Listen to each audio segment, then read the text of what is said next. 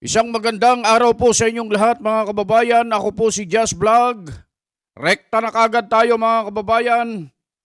Meron po tayong news update mula po rito sa Net25 News and Information at ito po ang isinasad. Idinadawit ni Vice President Sara Duterte si dating Bicol Party List Representative Elizalde Co sa laptop scandal ng Department of Education noong siya ay kalihim pa nito.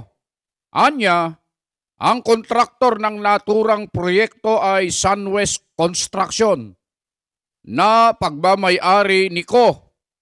Ibinunyag ito ng Vice Presidente sa kanyang press conference sa Universidad de Zamboanga, Tituan, Zamboanga City ngayong araw, Oktubre 14. At dahil dyan, sa report na yan mga kababayan, meron tayong mapapanood na video na yun nga po yung press conference ng Vice President Sara Duterte. Panoorin natin ang sabay-sabay mga kababayan. Na o merong tatamaan o tatamaan na talaga ang Office of the President, ang administrasyon sa investigasyon, ay biglang namamatay yung investigasyon. O nawawala, o nalilibing, o nalulubog yung investigasyon. So, ibig sabihin, meron talagang pagkontrol sa kwento. Ma'am Queenie? Alright. Buenas tardes, ma'am. Yes, Yeah. ma'am.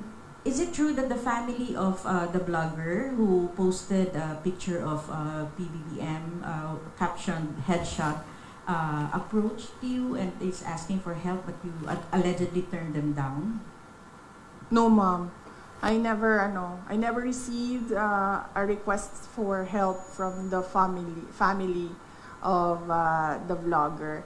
And it's highly unlikely, ma'am, for us to say no, because if this is a matter of legal assistance, ma'am, no, because there is a case. So usually we refer it for legal advice kung meron ng abogado.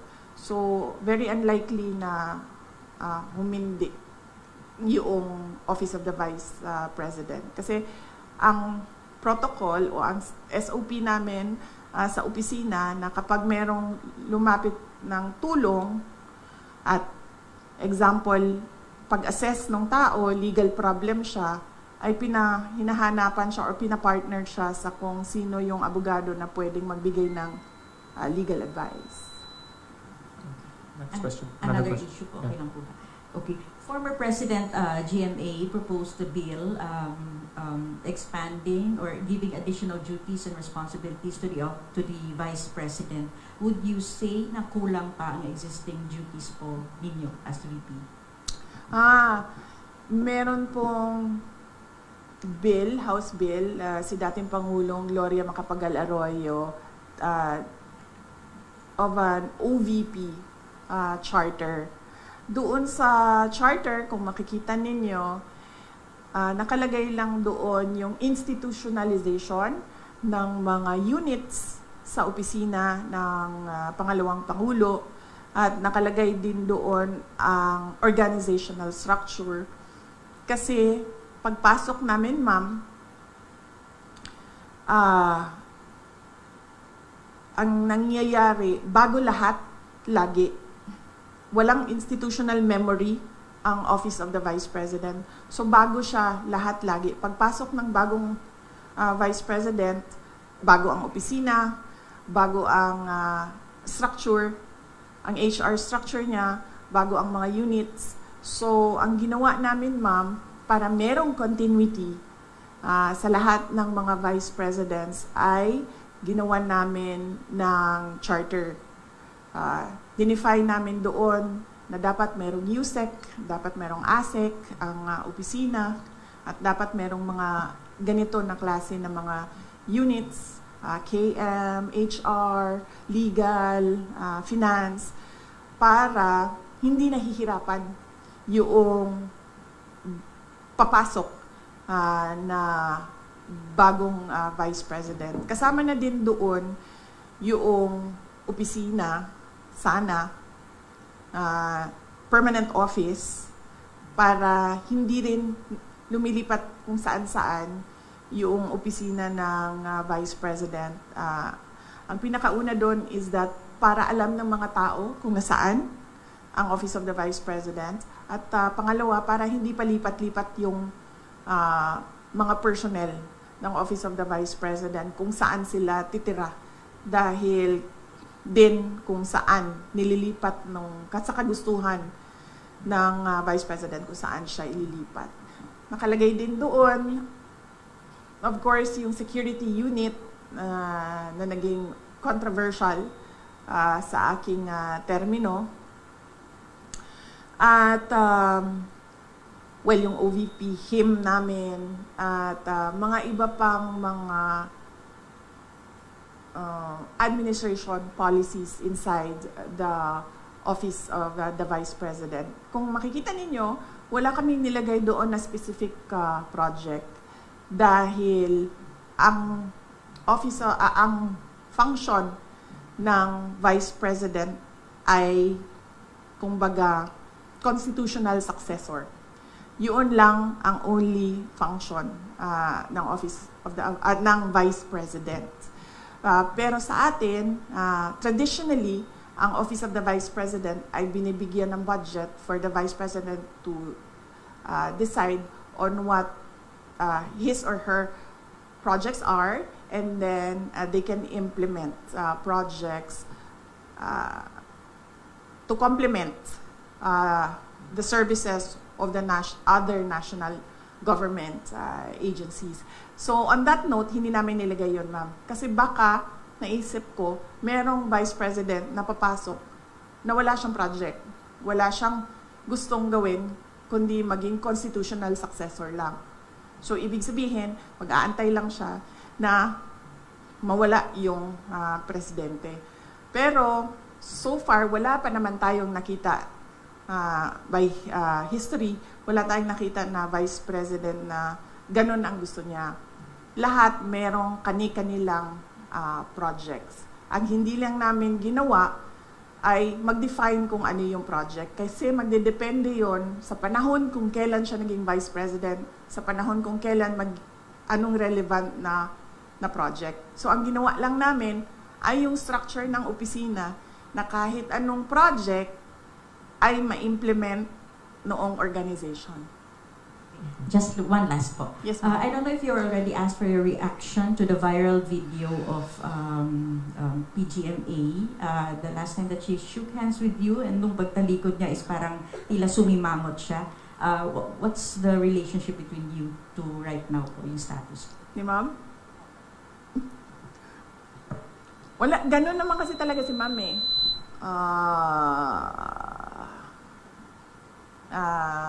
Hindi lang sa akin. Nakita ko na rin siya, ganyan siya sa ibang tao. It's nothing personal. I don't think it's, she's doing it on purpose, and she's doing it to express disgust or to express disapproval sa isang tao. It's not the first time she's done that. We have Ms. Camille Zamonte again, then last two questions. Ma'am, just want to get your reaction kasi po dun sa House, binawasan po nila yung OVP budget. Ano po yung tugon nito? Kasi may mga ilang kongresista rin po na naghayag po na dapat daw pong bawasan itong budget dahil pilit nyo raw, ilang beses nyo raw po na ini-snub yung kanilang pagdinig.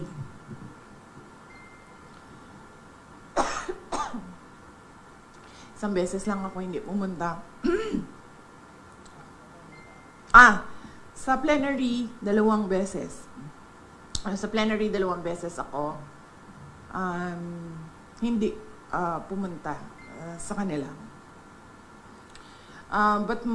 But beyond that, as early as August, I think August 15, nung tinanong na ako kung ano yung expectations ko sa budget hearings, sinabi ko na na ang expectation namin ay bawasan nila ang budget of the office of the Vice President. Dahil sinabi ko at that time, it's the same administration, it's the same Speaker of the House of Representatives, and it's the same set of characters. So on that point, tama nga ako sa sinabi ko noong August. Hindi man siya Last two. nakakagulat. Hindi na ako nagugulat sa House of Representatives. Last two questions. Sorry. Sola. Baka pwede niyo pong sagutin sinasabi ng iba, especially Congresswoman De Lima saying that you're a brat. You would like to address that comment of her po? Oo. Kasi hindi Yes. ka nga daw po sumipot sa budget. Oo. Ang administration, and that is led by Malacanang Palas, ang Makabayan, ang Akbayan, ang members of the Liberal Party, yung mga pink and yellow, and sabihin na lang natin yung sixth category, all others. Meron yan silang narrative about Inday Sara. Kung napapansin nyo, paulit-ulit lang yan na sinasabi nila. Kung ano yung, at pansinin nyo din, kung ano yung lumalabas sa bibig ng Malacanang Palas, susunod yung kanilang online service providers sa news. Whether it be fake news, bloggers, totoong news, or trolling, pare-pareho yung narrative nila. At pansinin nyo, lahat ng lumabas na mga articles, isa lang yan. Sinasabi nila, number 1, pro-China. Number 2, brat. Number 3, lukaret, crazy. At number 4, nakalimutan ko yung isa. Ano yung isa, ma'am? Paulit-ulit lang yan sila eh. At confidential funds. Ilustay. Yan. Pro-China, brat, luka-luka, at confidential funds. 4 lang yan. Pansinin nyo, inuulit-ulit nila yan. Hoping siguro na one of those will stick sa image or sa reputation para makasira sa akin. So, hindi ako nagtataka na magsasabi ng ganyan si Leila De Lima. Yung word na brat, ginagamit nila lagi yan. And more than that, hindi naman kasi parent ang House of Representatives for them to say kailangan disiplinahin ang Vice President.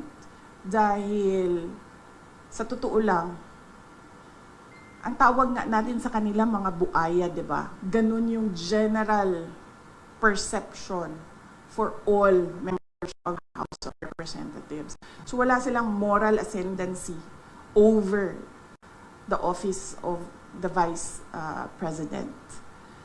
But going back, that's a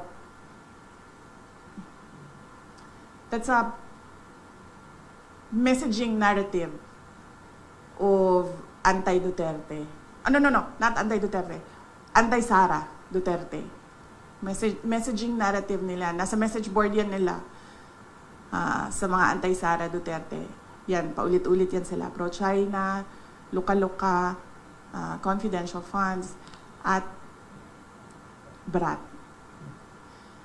Ang problema kasi sa messaging nila, Hindi ko na lang sabihin kasi baka matuto sila sa akin, ma'am. Ayoko, ma'am. Pag sinabi ko, then matuto sila, and then makaisip sila ng bago. Wag na. Last question, last question. Ma'am, It's a narrative by anti-Sara Duterte groups. Ma'am, si Speaker Ramon, former Speaker Romualdez appeared before the ICI today at sabi po niya na he's happy to be invited daw at willing naman daw po siya mag-share ng kanyang mga nalaman tungkol sa budget process at information on insertions. Your thoughts on this po? Wala na, hindi ko na siya iniisip, ma'am.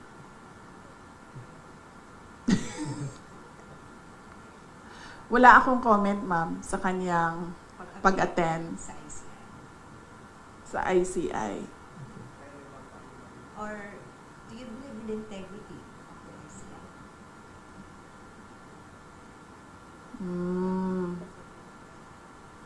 Sinabi ko na yan, diba? Na ang ginawa lang kasi ng Pangulo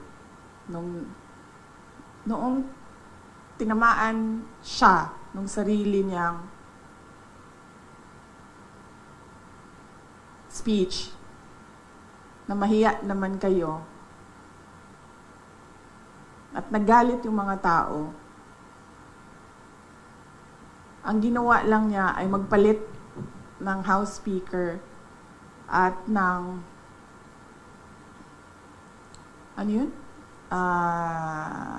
President ng Senate at gumawa ng ICI. Pero hanggang ngayon, wala pa rin nananagot. So, para bang ako dapat ang imbestigahan, ako din ang gumawa kung sino ang mag-iimbestiga sa akin.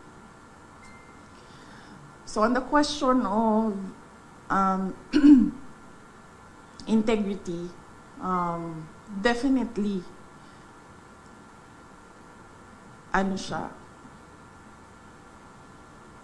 hindi siya reliable dahil ang Pangulo din ang gumawa. And again, going back to Mr. Bilyonaryo, bakit bilyonaryo yung pangalan ng ninyo? Meron ba kayong mga billion dyan sa kumpanya ninyo? Ganyan. Sabi ni Mr. Bilyonaryo, ano yung sabi mo, sir? Controlling the narrative. Yes, controlling the narrative. Okay. So, thank you. That wrap up our personal... Pinagbiyahe mo ako ng ganito kalayo, Mr. ma'am. Kahinhinan, tapos i-wrap up mo lang ako ng... Okay, ma'am. Next question. Ito si Mr. Kahinhinan na... Ma'am, thank you for accommodating for more of our questions. In relation dun nga sa corruption issue, marami pong mga negosyante ang nag-express ng kanilang concern because maaring nakaka-apekto nga raw ito sa image ng Pilipinas at yung trust confidence ng investors. Ano po yung masasabi niyo dito? Dahil eventually, of course, it will affect the economy. Yes, ma'am. Totoo yan. Even before this corruption scandal, one of the, we can say siguro, top 3 reasons why investors do not put their money in the Philippines is because of corruption. At that time, 'di ba, ang reklamo lagi ng mga investors, mahirap kumuha ng mga dokumento, permits, o kung ano man yung mga kailangan pa nila para mag-invest dito sa Pilipinas. Dahil ang dami daw humihingi. Bawat opisina, up to the barangay level, from top to bottom, merong humihingi. Yan din ang isa sa mga rason kung bakit tayo naunahan, 'di ba, nung ibang mga kapitbahay natin dito sa Southeast Asia.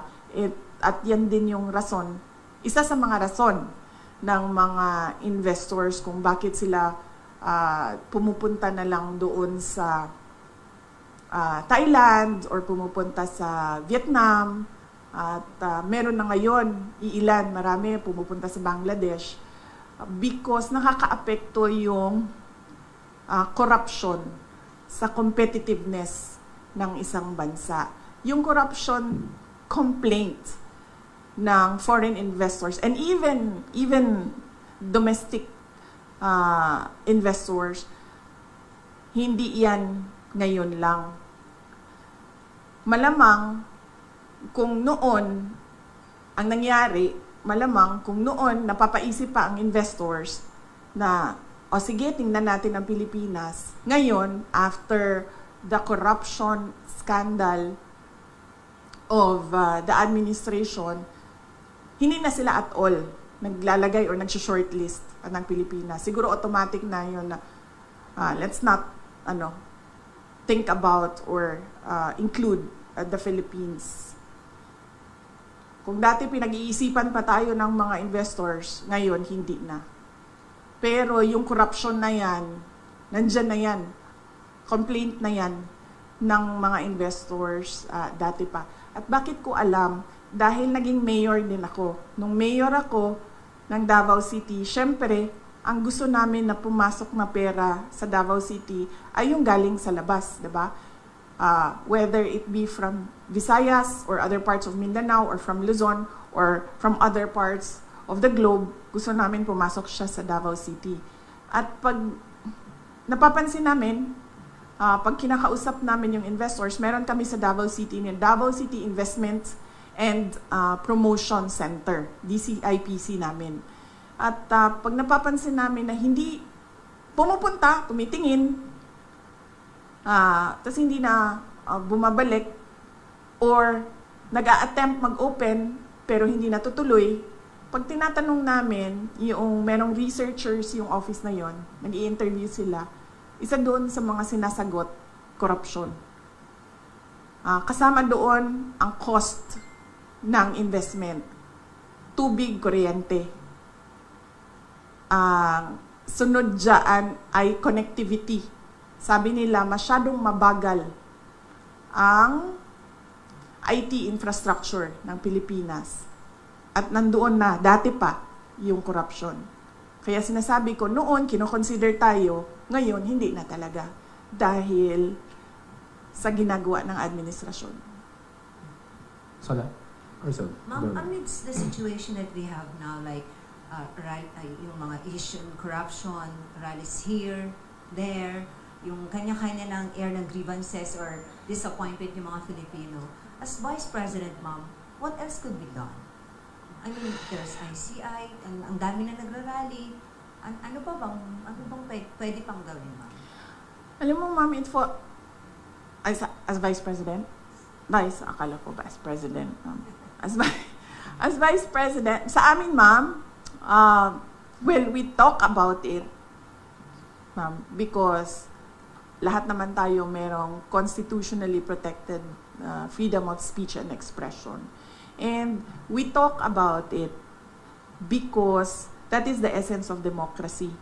Walang good governance, walang demokrasya kung hindi nakakapagsalita ang mga tao kung ano yung katotohanan na nakikita ng sarili nilang mata. In the hope na yung gobyerno makikinig. Kasi ganun dapat yun, di ba? May feedback ka dapat sa mga ginagawa mo. Para, number 1, nakukorek mo yung sarili mo. Number 2, responsive yung ginagawa mo.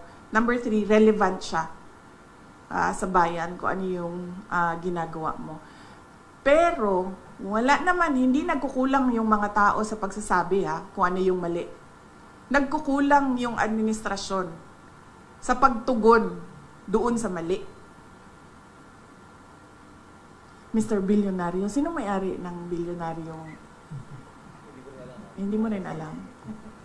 Kasi nagtataka talaga ako of all the names. No? Business is the Bilyonaryo. Business Ano yun? Pampaswerte? Kasi may swerte sa pangalan. Pinungsoy yung pangalan ninyo. Okay. Any more Yes. questions? Ma'am, ikaw ma'am, wala kang tanong sa akin ma'am. Ang layo ng biyahe namin, lahat niyan nilaba. Tapos wala kang tanong sa amin. Ma'am, wait. Magtanong ka, ma'am. Miss Queenie, si Miro, ABS-CBN. Yan, ma'am. Missing pa yan siya ng maagang-maaga, ma'am, para tumayo dyan sa tabi. Pagtrabahuin mo yan siya, ma'am. Yes, ma'am. You mentioned earlier na narrative po ng mga anti-Sara Duterte, yung that you're pro-China. But what exactly, ma'am, is your stand on this continuing harassment by Chinese Coast Guard against our, Philippine vessels within Philippine territory? Yes, ma'am. My stand is, meron tayong arbitral award. Nanalo na tayo doon. That is clear. Nakita yan ng buong mundo. And we need to assert that through diplomatic channels. Uupo. Because the harassment in the West Philippine Sea, it does not comprise the entire relationship natin sa China. Meron naman tayong problema sa iba't ibang bansa, mami. Hindi lang sa China. Pero ang ginagawa natin ay dinadaan natin sa Department of Foreign Affairs. Umuupo yan sila doon, pinag-uusapan nila yan doon. So, yaan yung karapat-dapat na gawin ng isang gobyerno kapag meron silang problema sa ibang bansa. Hindi lang sa China. It has to go through the diplomatic channels. Pinag-uusapan yan. Hindi yan pinaglalabanan doon sa dagat. Do you think, ma'am, your father during his term as president was able to do this, talagang panindigan yung arbitral ruling na meron ng Pilipinas against China? Hindi ko alam, ma'am, kung ano ang records ng Department of Foreign Affairs at the time of the term of President Rodrigo Duterte from 2016 to 2022. There should be some sort of records there kung ano na ang nagawa ng DFA para umupo with the People's Republic of China with regard to this arbitral award. But more than asking about kung ano ang ginawa ni dating Pangulong Rodrigo Duterte is asking kung ano ang ginawa ng present administration about that arbitral award. And pushing for that decision. Ma'am, there's a polling question here from one of the members of the OVP media. Kay Red Mendoza ng Times. Ma'am, your comment daw po sa pagbansag na pakawala niyo daw si Congressman Kiko Barzaga of Cavite, especially with his antics last weekend. Hindi ko... Okay, number one, kilala ko si Congressman Kiko Barzaga because of the campaign in Cavite in 2022. Dahil uniteam siya. Ang pagkakaalam ko, ang mga magulang niya, hindi sila for the uniteam. Ang maalala ko, yung mga magulang niya, Sara only. Pero si Congressman Kiko Barzaga was for the uniteam.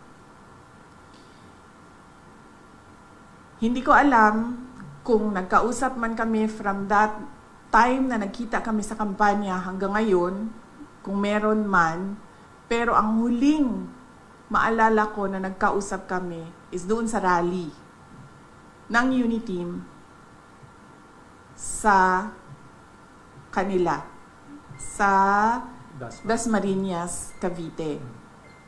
Hindi ko pakawala si Kiko Barzaga.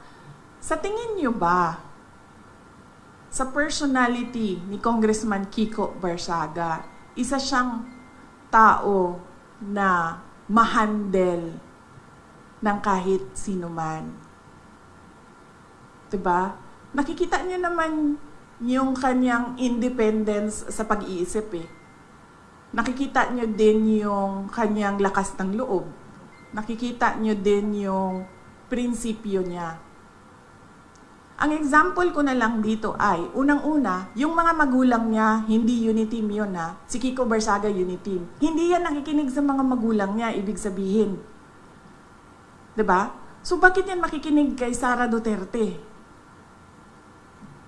So no, I do not control Congressman Kiko Barsaga. He is his own person, he has his own principles, and he has his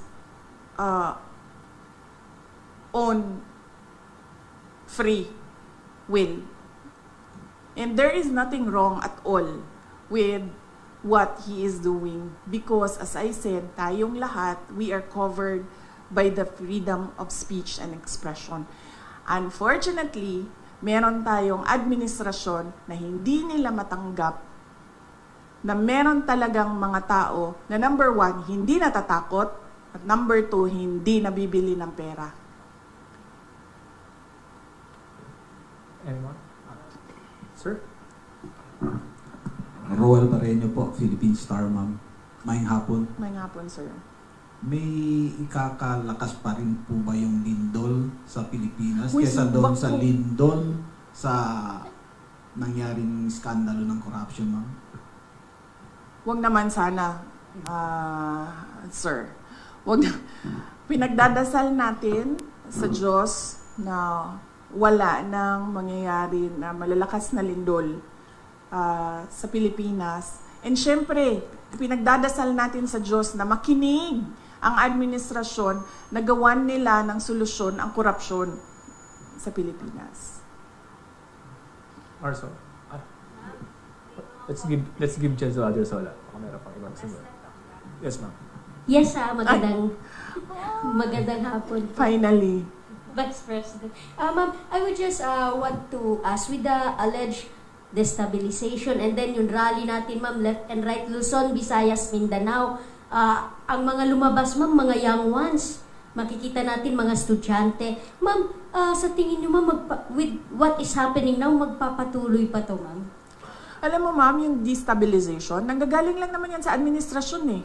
Wala namang destabilization na nangyayari eh. Nagsasalita lang yung mga tao. At nai-insecure lang o natatakot lang yung administration sa lakas ng boses ng mga tao. Pero sa totoo lang, ma'am, walang nagpaplano ng destabilisasyon. Normal ang pagpapahayag ng isang tao sa kanyang nararamdaman.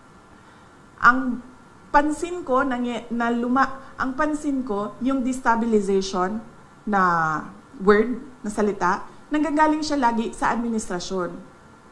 Kasi nai-insecure sila at natatakot sila. Kasi lumalakas yung boses ng mga tao. Ayoko na magsalita, ma'am, kasi baka matuto na naman sila sa akin, ma'am. Tapos pag natuto sila sa akin, di ba? Meron ba tayong ginagawang destabilisasyon? Meron bang mga tao na nagmi-meeting na nagsasabi na Makabayan, yes. Number 1. Yan talaga ang vision ng Makabayan. Pabagsakin ng gobyerno kasi gusto nila mag-take over. So kung meron man grupo na nagmi-meeting para pabagsakin ang administrasyon, ang gobyerno, Makabayan yon. Wala nang iba. Lahat ng iba dyan, wala nang meeting yan. Nagpapahayag yan sila ng nararamdaman nila ng galit sa pangyayari. Wala yan silang sinasabing iba na oust or ano bang tawag dyan? Paggawa ng masama sa presidente o panggulo sa gobyerno. Wala. Nagsasalita lang yan. Lahat ng mga tao ng kanilang, nagsasabi lang sila sa galit nila. Tayo pala. Kasama na ako dun, ma'am. Nagsasabi lang nga kami. tayo sa galit natin. Any more last question? Okay, final on my end po. Vice President, ang init ngayon ng flood control din. Kung halos Luzon, Visayas, and Mindanao din gusto nilang ipa-check, no? Sa tingin niyo, aside from the flood control, ano pa ang mga dapat sigurong tingnan o i-check aside from these flood controls? Thank you. Yung una nang sinabi ko, ma'am, no, yung listahan na ginawa nila para sa Department of Education. Worthy yun, natingnan kung sino yung mga sinulat ni Martin Romualdez na mga congressman na makakatanggap sa School Building Program Fund. Pangalawa, flood control, yan, laging may corruption dyan. Farm to market roads, laging may corruption dyan.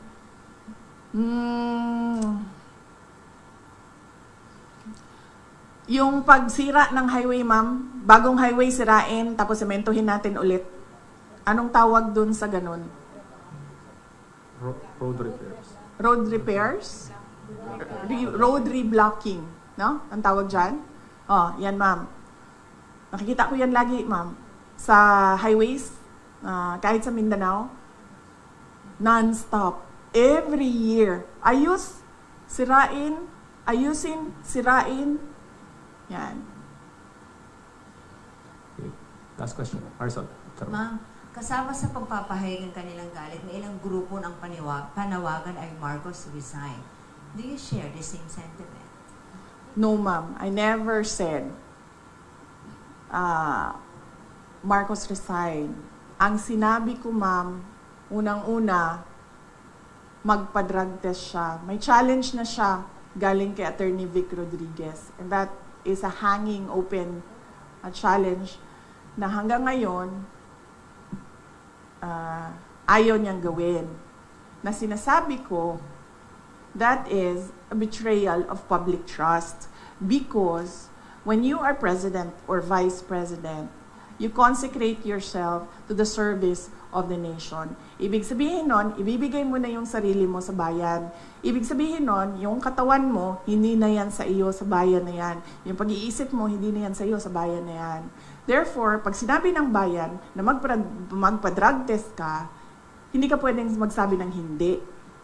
And therefore, that is betrayal of public trust. Pangalawa, yung pagpirma niya ng kaduda-duda na budget. That is a culpable violation of the Constitution. Yan ang sinasabi ko, nasagutin niya, na hindi niya sinasagot. Ang ginagawa nila, naghanap sila ng mga tao na aatakihin nila para nakakalimutan yung tanong sa kapasidad ng Pangulo na maging leader. So hindi niyo rin supportado, ma'am, yung panawagan ng ilang grupo na Marcos Never resign? ask him to resign. That is a pointless call, Hindi magre-resign yan. Nakita niyo ba yung tatay? Ilang taon yun? 20 years. Ilang years yung senior? 20. 20 years? Yeah. Oh. That is a pointless call, Tingnan niyo yung DNA niya na ayaw yan umalis ng pwesto. So, Marcos resign is a pointless call. That is why I am asking him to do his job. Of which, of course, alam na nating lahat na hindi niya ginagawa. Okay. Ha? Last. Ay, Ano oras? Wala na kasi tayong gagawin pagkatapos nito. Ano magagawin natin pagkatapos nito? Wala na, di ba? Ay, meron pa pala. Ano oras natin? 4:04. Oh, akala ko mag-misa na after. Di ba 5:30 yung misa? Okay. Sige, ma'am. Regarding lang po sa proposed budget for 2026 ng OVP, with the project or program, will the project or program of OVP here in Zamboanga City, kung meron man po, be affected if ever mabawasan o totally tanggalin po nila ang budget for OVP sa 2026? Yes, ma'am. Antayin ko na lang yung sagot mo. Sasagot ako, ma'am, pag nakita natin kung ano yung budget ng Office of the Vice President sa GAA, doon sa batas na. Kasi ngayon kasi maghihiring pa ang Senate sa GAB, sa General Appropriations Bill. So, tapos magbabay-cam pa yan. Tapos, pipirmahan pa yan.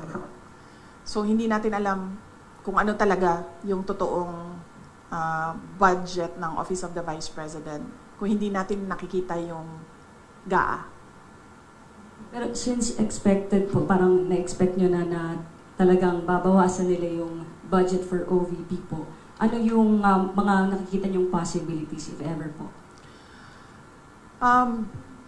Merong posibilidad na wala talagang project at merong posibilidad na kung ano yung nandyan ngayon, bawas na yan galing sa kung ano yung kalakihan ng beneficiaries from 2024. Lumiit na yung beneficiaries for 2025 pero the same pa rin yung projects. OVP Satellite Offices, Disaster Operations Center, libreng sakay, pagbabago, A Million Learners and Trees Campaign, magnegosyo taday,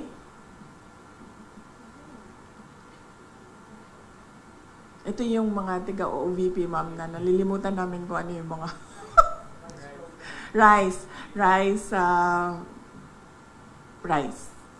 Yes.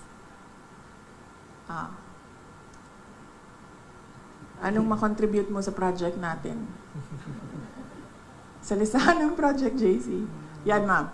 Yan pa rin yun, ma'am. Ang ginagawa lang namin, ma'am, ay kasi lumiliit yung budget, lumiliit din yung beneficiaries, pero hindi nawawala yung budget. Okay, thank you po. Okay. Thank you, ma'am. Thank you, ma'am. Maraming salamat. Ma'am, let's have a So, picture anong gagawin ko na? with the- Picture? Oh, yeah. With the Zamboanga Media, ma'am. Dito na lang ako. Up.